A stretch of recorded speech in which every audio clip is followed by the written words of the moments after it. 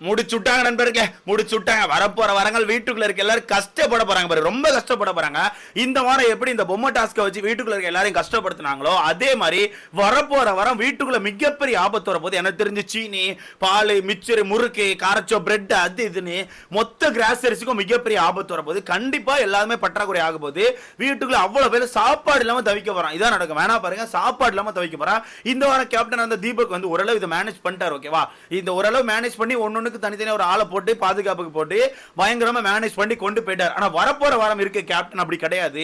அந்த கேப்டன் இருக்கிறதுல மிகப்பெரிய திண்ணி பண்டாரம் தின்னுகினே இருக்கும். என்ன கட்டாலும் தின்னுகினே இருக்கும். அந்த வகையில எனக்கு தெரிஞ்சு வரப்போற வாரங்கள் வீட்டுக்குள்ள சாப்பாடே இல்லாம அந்த பொண்ணு மட்டும் உட்கார்ந்து எல்லாத்தையும் சவுக்கு சவுக்குன்னு சாப்பிட போகுது. யாரும் தெரியாதா? இவ்வளவு தானே சொன்ன பிறகு உங்களுக்கு தெரியலன்னா எப்படி நண்பர்களே? நம்ம சாச்சனாவை தான் சொல்றேன். ஆமா, சாச்சனா தான் வரப்போற வரத்துக்கான கேப்டன் சொல்லிட்டு இருக்காங்க. ப்ரோ என்ன ப்ரோ சொல்ற, வீட பார்க்க முடியாதான்னு கேட்டா நிறைய ட்விஸ்ட் இருக்கும். கவலைப்படாதீங்க. நான் ஃபர்ஸ்ட் சொன்னல, இந்த வீட்டுல சுகர், பால், மயிறு, மாங்கொட்டன் எதுவும் இருக்காது. அது எல்லாத்தையுமே இந்த பொண்ணை தின்றுவா. கவலைப்படாங்க. இந்த பொண்ணை தின்னுட்டு அப்பத்தை விட்டுட்டு நான் கேப்டன் அப்படிதான் திம்பேன், அதெல்லாம் தர முடியாது உங்களுக்குன்னு சொல்லிட்டு ஒரு சீனை போடுவா.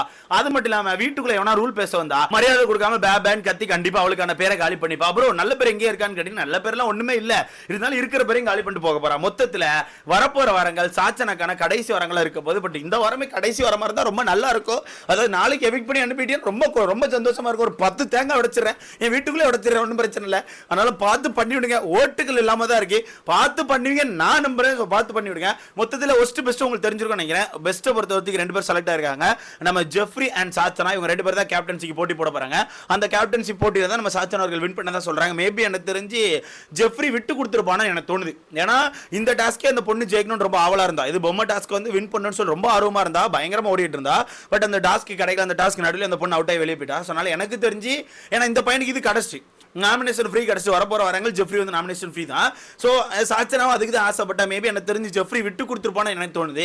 பட் விட்டு கொடுத்துருக்கானோ இல்லையோ, தோத்துருக்கானோ இல்லையோ, அது நல்லது நான் நினைக்கிறேன். ஏன்னா வரப்போற வாரங்கள்லாம் ரொம்ப டஃபா இருக்கும். வீட்டுல நிறைய டாஸ்க் இருக்கும். வீட்டை மேனேஜ் பண்றதுங்கிறது கஷ்டம். ஸோ கண்டிப்பா நிறைய பஞ்சாயத்துக்கு வரும். அந்த பஞ்சாயத்தை ரொம்ப பொறுமையா ஃபேஸ் பண்ணுவோம். சாச்சனா அதை ஃபேஸ் பண்ணி பார்க்கலாம் தெரியல, அதை வெயிட் பண்ணி பார்க்கலாம். பட் அதுக்கு முன்னாடி இந்த பொண்ணை கேப்டன் ஆகாம நேச்சுரலாமே தூக்கி வெளியே போட்டீங்கன்னா ரொம்ப நல்லா இருக்கும் என்னோட கருத்து.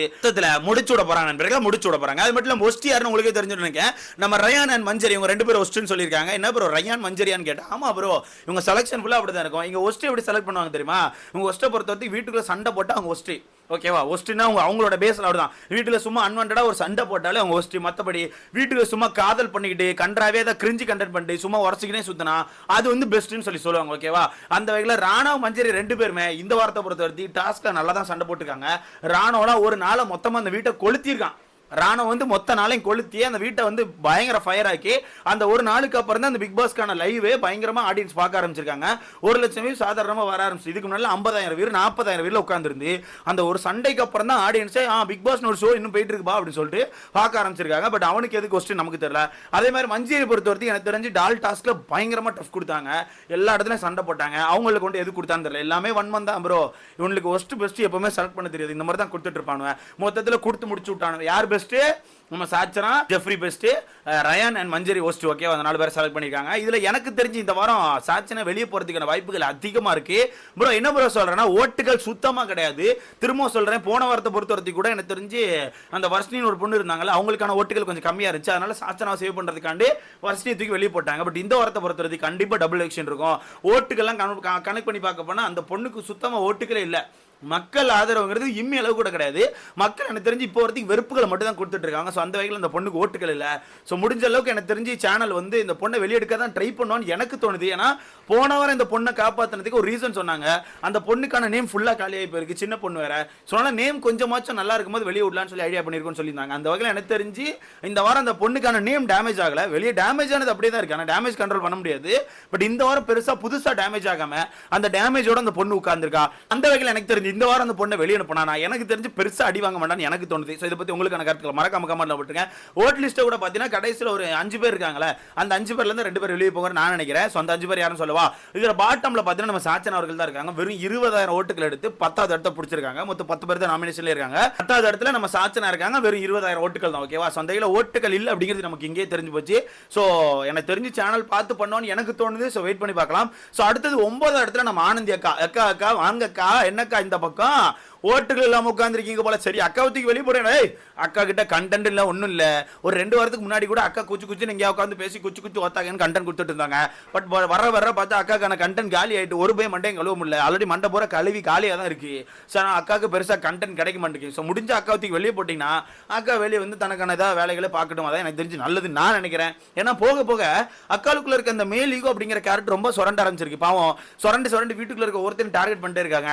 அந்த டார்கெட் ஒரு நேரம் டப்பு டிமின் வெடிச்சு வீட்டுல பெரிய பஞ்சாயத்து ஆச்சுன்னா கண்டிப்பா மாட்டிப்பாங்க. அப்படியே கண்டிப்பா மாட்டிப்பான்னு எனக்கு தோணுது. ஸோ அந்த வகையில் எனக்கு தெரிஞ்சு ஆனந்தி அவர்கள் 9வது இடத்துல இருக்காங்க. அவங்களுக்கு 24,000 ஓட்டுகள் தான் இருக்கு. தூக்கி வெளியே வச்சிங்கன்னா ரொம்ப நல்லதுன்னு எனக்கு தோணுது. டபுள் எலெக்ஷன் இருக்குல்ல, பார்த்து பண்ணி விடுங்க. ஆனந்தி சாச்சனா 2 பேரும் பேர் சூப்பராக இருக்குங்க. வெளியே எடுக்கிறது கொஞ்சம் பார்த்து கன்சிடர் பண்ணுங்க, ஓகேவா? ஸோ அடுத்தது 8வது இடத்துல இருக்கிறது யாருன்னு பார்த்தீங்கன்னா எங்கள் அண்ணன் ரஞ்சித். ரஞ்சித் அப்போ வெளியே எடுக்க மாட்டான்னு கேட்டால் வாய்ப்பே கிடையாது. அதுக்கான ரீசன் நான் சொல்கிறேன், ரொம்ப போல்டான ரீசன். ரஞ்சித்தை பொறுத்த வரைக்கும் அவங்க பையனை பற்றி சொல்லியிருப்பாங்க, நீ கவனிச்சிருப்பாங்க. ஸோ அவங்க பையன் நான் சொல்ல விரும்பலான்னு கண்டிப்பாக உங்களுக்கு தெரிஞ்சிருக்கும், ஓகேவா? அவங்க பையனை பற்றி பேசி நிறைய இடத்துல ஃபீல் பண்ணியிருக்காரு. ஸோ அதனால் எனக்கு தெரிஞ்சு ரஞ்சித்தை ஃபேமிலி டாஸ்க் வரதி கண்டிப்பாக வைப்பாங்க. அந்த பையனை வீட்டுக்குள்ள எடுப்பான்னு எனக்கு தோணுது. ஏன்னா அந்த ஒரு விஷயம் அவர் சொல்லும் போது வீடே மொத்தமாக அழுதுச்சு, வெளியும் பயங்கரமாக பேசினாங்க, ஓகேவா? இவ்வளோ கஷ்டத்தை தாங்கிட்டு இருக்காரு அந்த மனுஷன் சொல்லிட்டு. சொந்த வகையில் எனக்கு தெரிஞ்சு அந்த மனுஷனை ஃபேமிலி டாஸ்க் வரதி வைக்க போகிறாங்க. அவங்களுக்கான ஃபேமிலி அந்த பையனெல்லாம் உள்ளே கூப்பிட்டு ஒரு நாளை ஃபுல்லாகவே அவங்களுக்காண்டி கொடுப்பாங்கன்னு எனக்கு தோணுது நண்பர்களே. எனக்கு பர்சனலாக ஒரு மாதிரி ஃபீல் ஆகிட்டே இருக்கு. மேபி அப்படி நடக்கும்னு எனக்கு தோணுது. இதை பற்றி உங்களுக்கான கருத்துக்கள் மறக்காம கமெண்ட்ல போடுங்க. ஸோ எத்தனை இடமா 8வது இடத்துல இருக்காரு. 7வது இடத்துல யாருன்னா சிவகுமார் அவர்கள். எப்படியே எங்கள் அண்ணன் சிவகுமார் வந்து 7வது இடத்துல இருக்காப்புல. ஒரு 25,000 ஓட்டுக்கு எடுத்து 7வது இடத்த பிடிச்சிருக்காப்புல. எங்கள் அண்ணன் சிவகுமார் அப்போ போவாரான்னு கேட்டிங்கன்னா வாய்ப்புகள் அதிகமாகவே இருக்குது. பட் சிவகுமாரை பொறுத்தவரைக்கும் ஏதோ ஒன்று வீட்டுக்குள்ள பண்ணுறாரு, ஏதோ ஒன்று பண்ணுறாரு. பட் இவர் பண்ணுறதோட கம்பேர் பண்ணும்போது நிறைய பேர் பண்ண தான் செய்கிறாங்க. இவர் இருக்கிற டம்மி தான் என்ன பொறுத்தவரைக்கும் ஒன்றுமே இல்லை. ஏன்னா ஓட்டுகள்ங்கிறது வந்து நமக்கு தெரியல. 25,000 ஓட்டுக்கு எடுத்து 7வது இடத்த பிடிச்சிருக்காங்க.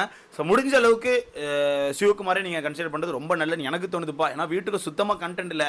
அவர் என்ன பண்ணுறாருன்னா ஒரே ஒரு வேலையை சூப்பராக பண்ணுறாரு. இன்னும் அந்த 8 வேலையை மட்டும் பார்த்துட்டு இருக்காரு. இங்கே ஒன்று பேசுறாரு, இங்கே பேசிட்டு இங்கே கிடைக்கிற அந்த டாப்பிக்லாம் தூக்கி அடுத்த இடத்துல கொண்டு வைக்கிறாரு. அப்புறம் அங்கே பேசுறாரு, அங்கே கிடைக்கிற டாப்பிக்லாம் அப்படியே எடுத்துட்டு நீங்கள் கொடுக்குறாரு. இந்த மாதிரி பண்ணி 2 சைடும் ஸ்கோர் பண்ண ட்ரை பண்ணுறாரு. ஆனால் யாராவது ஏதோ ஒரு இடத்துல மாட்டிக்கிட்டாருன்னா அந்த இடத்துல தப்பிக்கிறதுக்காண்டி என்ன சொல்றாருன்னா, நான் இதுக்காண்டி தான் சொன்னேன், அதுக்காண்டி தான் சொன்னேன், நான் ஒரு நல்லதுக்காண்டி தான் சொன்னேன்னு சொல்லி ஏதாவது சொல்றாரு. அன்வான்டா நிறைய டிராமா கிரியேட் பண்றாரு. சும்மா நினைச்சுக்க ஆக்டிங் பண்ணி காமிச்சிட்டே இருக்காரு. இந்த வீடு அதுக்கான வீடு கிடையாது நான் நினைக்கிறேன். சும்மா 20 ஆக்டிங் பண்ணி காமிக்கிறீங்க, யாரும் வரலப்பா.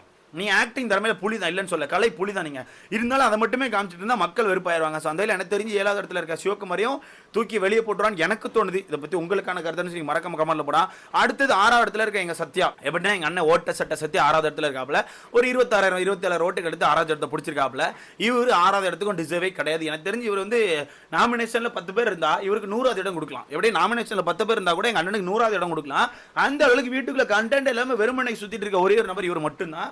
இது நம்ம சௌந்தர்யா சொன்ன மாதிரி தான், மூளை வீட்டில் வச்சு வெறும் பாடி மட்டும் வந்திருக்கு நினைக்கிறேன். அப்படின்ற மாதிரி உண்மையாகவே வெறும் பாடி மட்டும் தான் வந்திருக்கு. எதுவுமே யூஸ் ஆக மாட்டேங்குது வீட்டுக்குள்ள. ஒரு டாஸ்க்கும் யூஸ் ஆக மாட்டேங்குது. எனக்கு தெரிஞ்சு வந்த முதல் வாரம் இந்த கேப்டன்சி டாஸ்க், முதல் வாரமா 2வது வாரம் சம்திங் கேப்டன்சி டாஸ்க்ல மட்டும் விளையாண்டாரு நினைக்கிறேன். அதுக்கப்புறம் எப்போ இந்த கில்லர் காயின் டாஸ்க்ல அடிச்சாங்களோ அதுக்கப்புறம் இவர் சுத்தமாக வெளியே தெரியவே மாட்டேங்காரு. எந்த ஒரு டாஸ்க்குமே இல்லை. சொன்னா முடிஞ்சா கன்சிடர் பண்ணி எனக்கு தெரிஞ்சு சத்யாவே நம்ம சாட்சினா தூக்கி வெளிப்படுங்க. இல்லை வேணாம், சத்யா கூட கொஞ்ச நாள் கடந்து மிச்சர் சாப்பிட்டு நண்பர்களே. முடிஞ்சா நம்ம ஆனந்தியும் சாச்சனா, ஐயோ ஆனந்தி சாச்சனாவா, இல்லை வேணாம். நீங்கள் முடிஞ்சா சிவகுமாரே சாச்சனா, ஐயோ சிவகுமார் சாச்சனா வேணாமே. அப்போ சத்யாவும் ரஞ்சித்தும் இல்லை, அவங்க தூக்க மாட்டாங்க. மொத்தத்தில் எனக்கு தெரிஞ்சு இந்த 5 பேரையும் தூக்கலாம். ஏன்னா அந்த 5 பேருமே ஓட்டலாம தான் இருக்காங்க. சுத்தமாக ஓட்டுகள் வீட்டுக்கு கண்டென்ட் இல்லை. சாச்சனா கிட்ட கண்டென்ட் இருக்கான்னு கேட்டால் அந்த கண்டென்ட் எங்களுக்கு பிடிக்க மாட்டேங்க. ஓட்டுகள் போடல, மக்கள் ஓட்டு தான் கன்சிடர் பண்ணுறீங்க எல்லா வாரமும். ஸோ இந்த வாரம் முடிஞ்சா உங்களுக்கு அவ்வளோ தைரியம் இருந்தால் தூக்குங்கடா சாச்சனா.